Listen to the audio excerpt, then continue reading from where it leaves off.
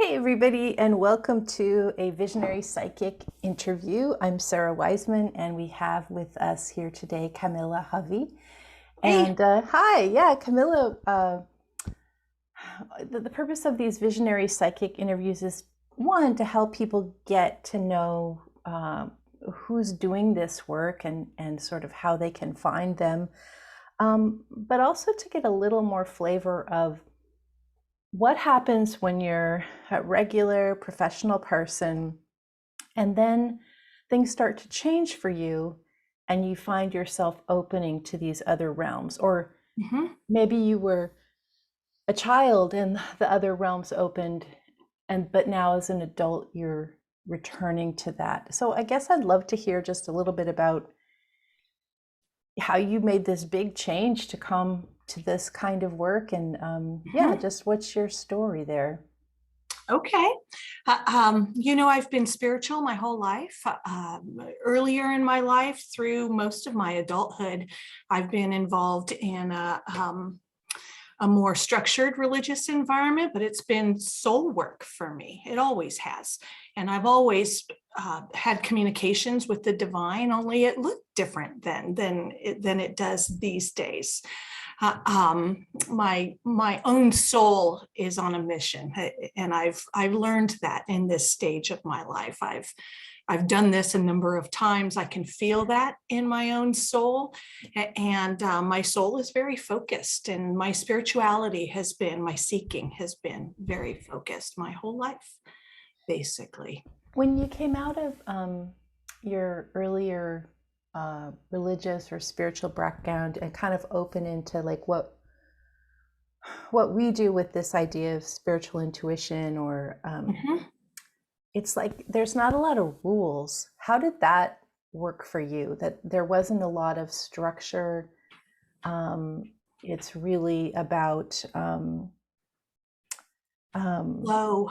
yeah, It's how do so you low. just like how do you just like you go from kind of a lot of things and then Yeah, I freaked okay. out and Hmm. I was scared. Yeah.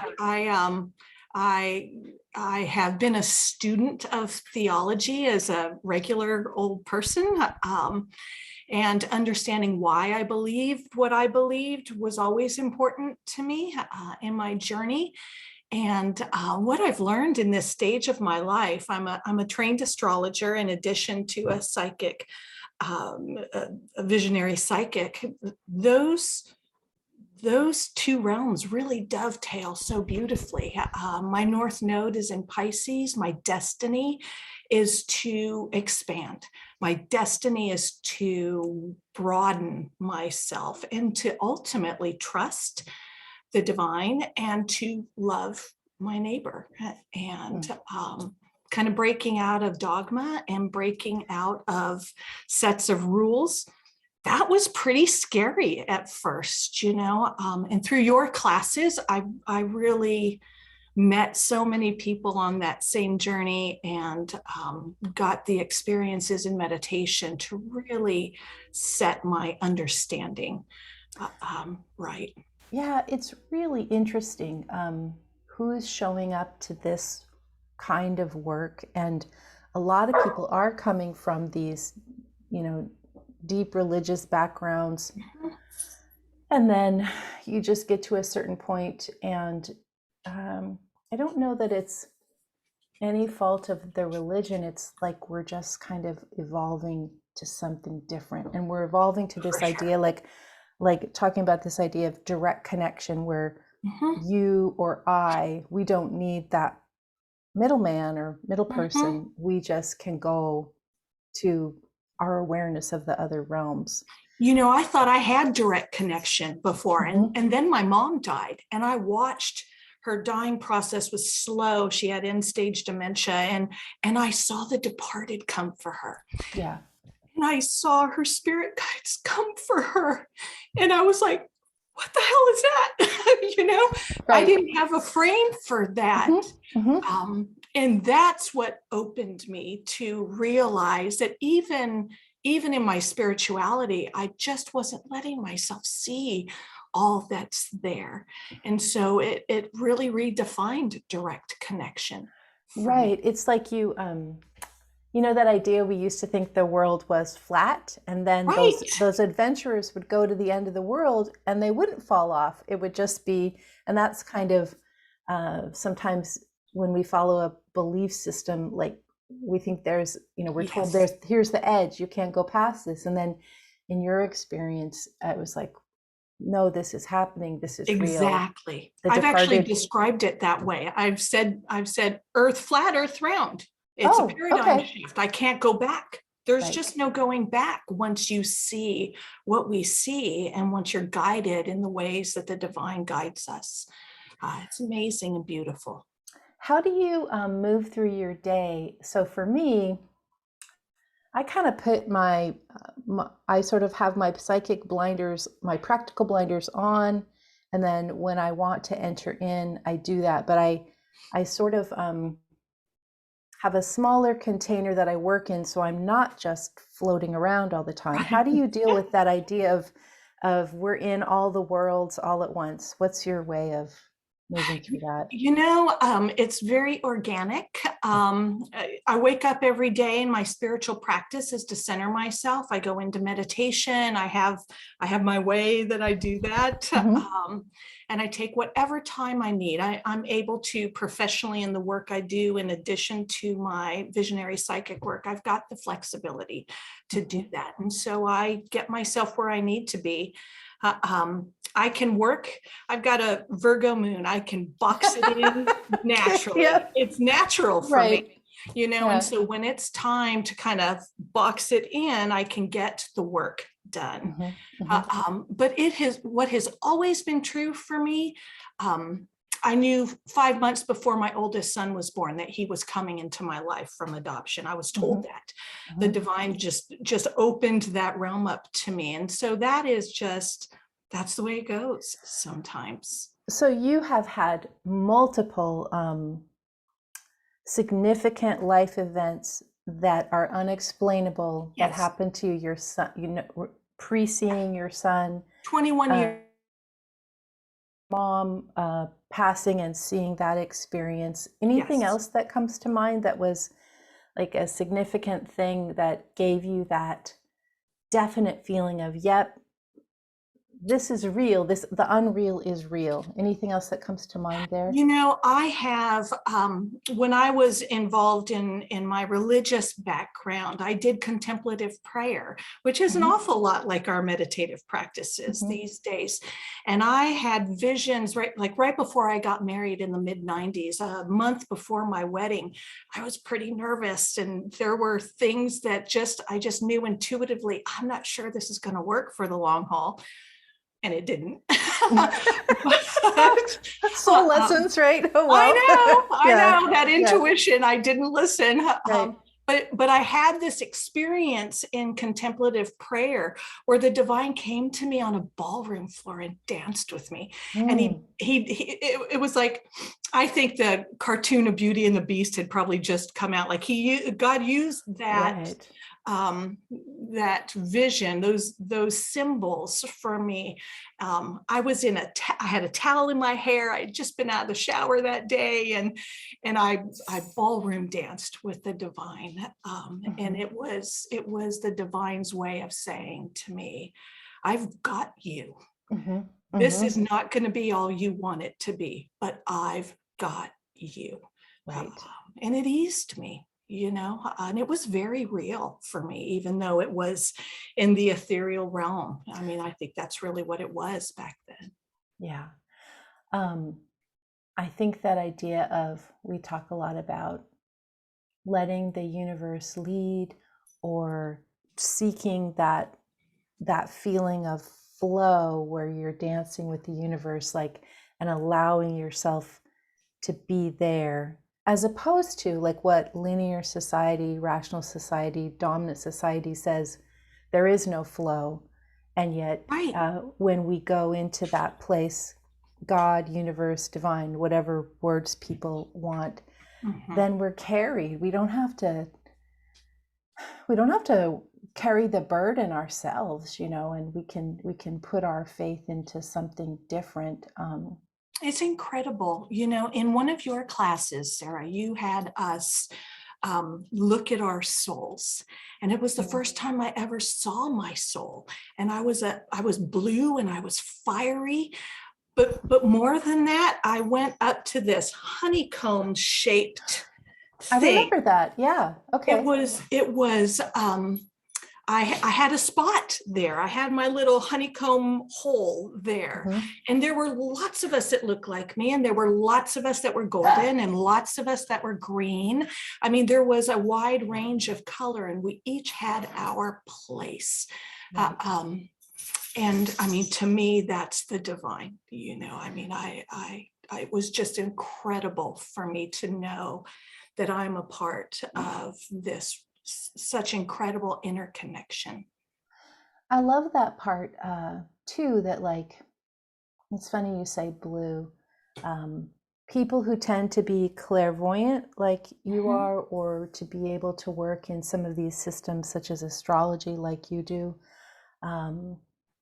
or people that channel in writing tend to be this kind of, I don't even know, but I'll just say it's this blue style, whereas other people maybe who do hands healing are a different style of these gifts. And so I find it fascinating that other people maybe who are creating music that brings this feeling of divine connection to us, or teaching something in the body, like so many ways to reach people that bike ride, like or run, so many ways to reach this sense of this feeling of being connected, and this feeling of knowing our true self as opposed to knowing what society says we are. And it's all good, you know.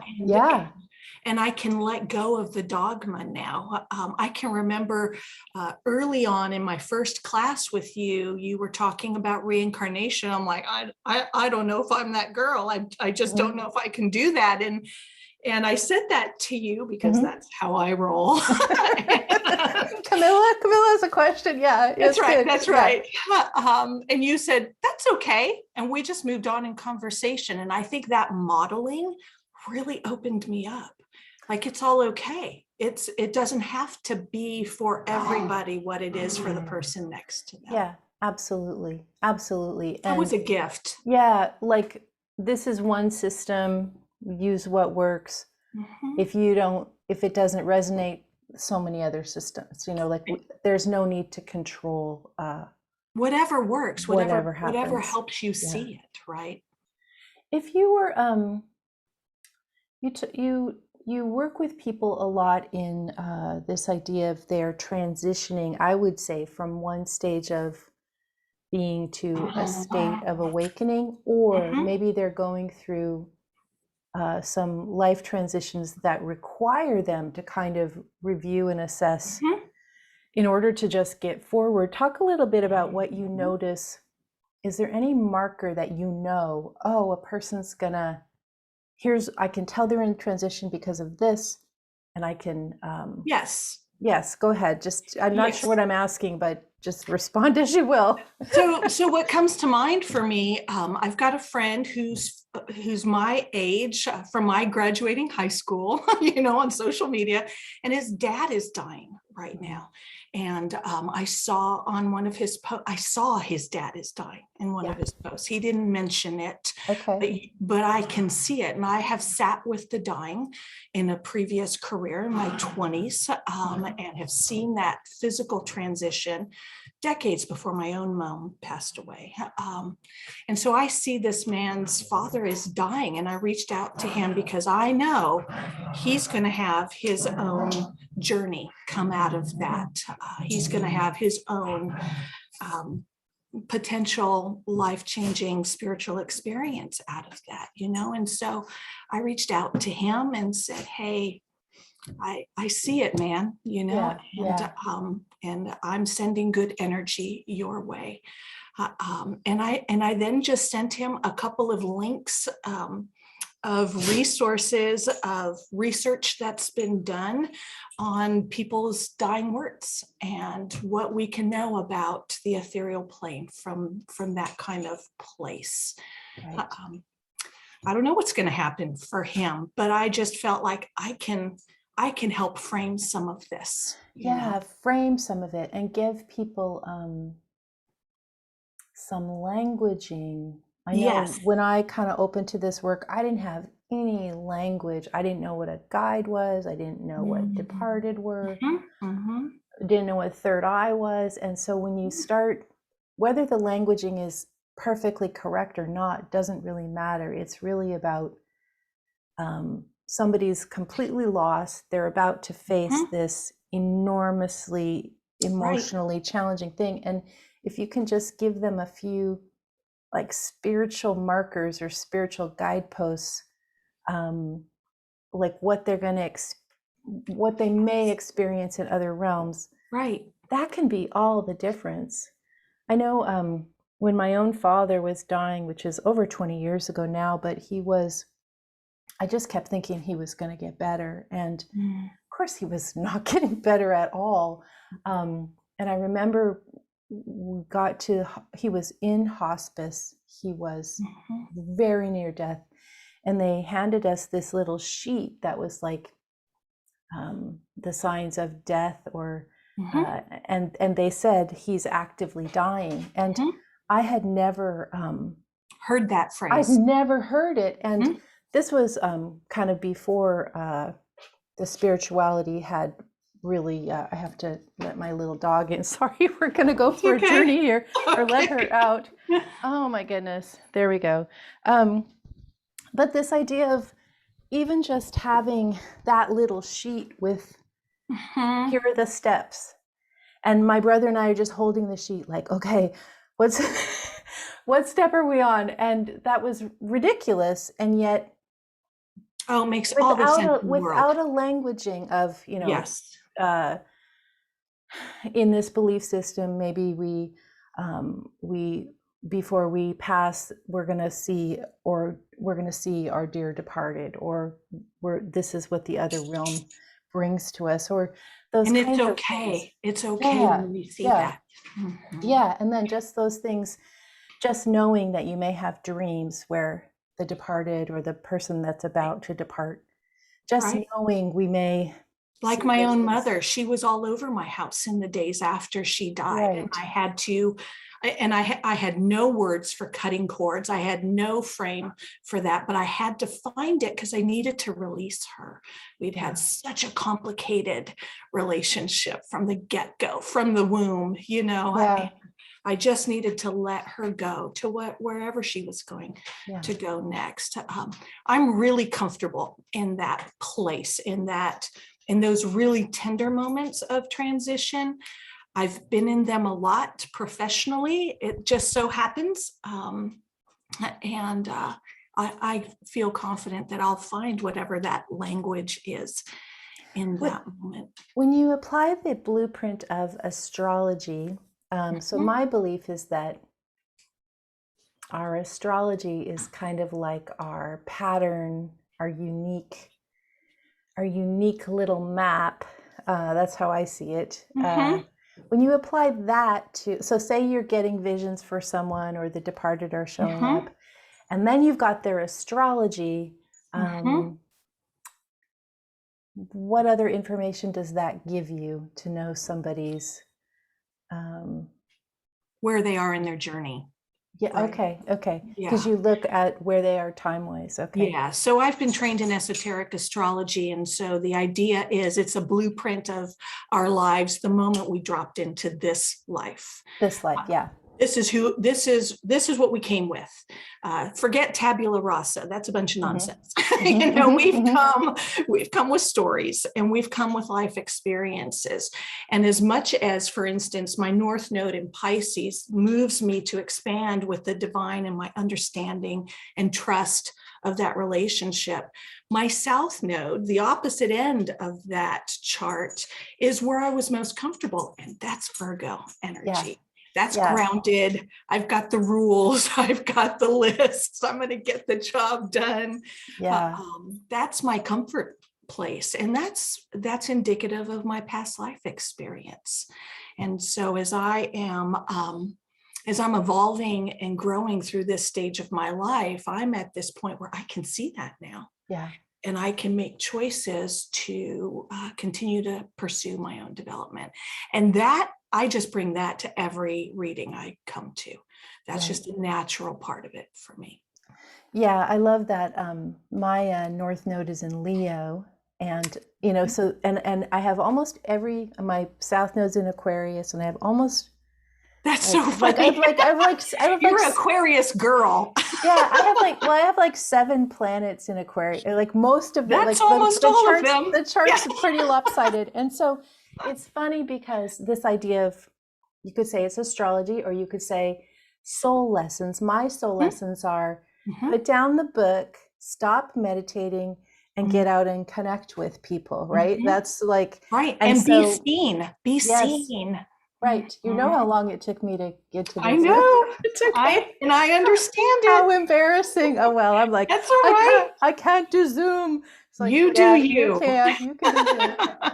So yeah, so that idea of applying that extra part to the whole picture, and again, that idea of languaging. Some people are going to get your guiding vision. Some people are going to understand the departed, and some people are going to get the astrology, and layering them, like this sort of nacho bean dip, and you can take a scoop, and it works together. So it's so true. And the way I was trained in astrology was to not be technical. People get lost when you're technical. I actually Jupiter went direct today, and that just means that our time of reflection with the expansion of Jupiter is at an end, and we can move the ball forward now. And I sent my sister a text and said, sweetie, there's a planet in your moneymaker. It's out on her sign. I said, that planet is in your moneymaker, and it will be there until April of next year. Go get it. Go get it. Yeah. You are ready. Go get it. So, you have to find the way to say it to where you're making sense and where people can connect to that guidance. Right. I think that's the last thing, maybe. We tend to get, you and I and some of the other people that do, we tend to get the very complete, I don't know, picture. We get the very complete download of the situation. And then how do it's like, okay, we got it, but it's so diffuse, it's so subtle. And then how do we bring that to other people, understanding their bias or beliefs or situation? And so that idea of having this compassionate conversation to help make sure that what us as the tube or the conduit, we can make it useful to someone else. It's so true. And even that friend of mine whose dad is dying that I mentioned a little while ago, his father's soul came to me in a soul to soul meditation and told me 5 specific things, and I wrote them down. And the time is going to come where I'll say those things, because he said to me, tell him, just that's like that. Beautiful. Tell him, and I will someday. When you're guided. When you're guided. When I'm guided too. That's right. Oh, that's really beautiful. Well, Camilla, thank you so kindly for being with us. Camilla is a visionary psychic. I'm going to put all the contact information for her below. I'm just so honored to be working with you, and hope other folks get a chance to work. Thanks for all your guidance. It's been amazing. Excellent. Good. Well, thank you so much. All right. Thank you. See you later.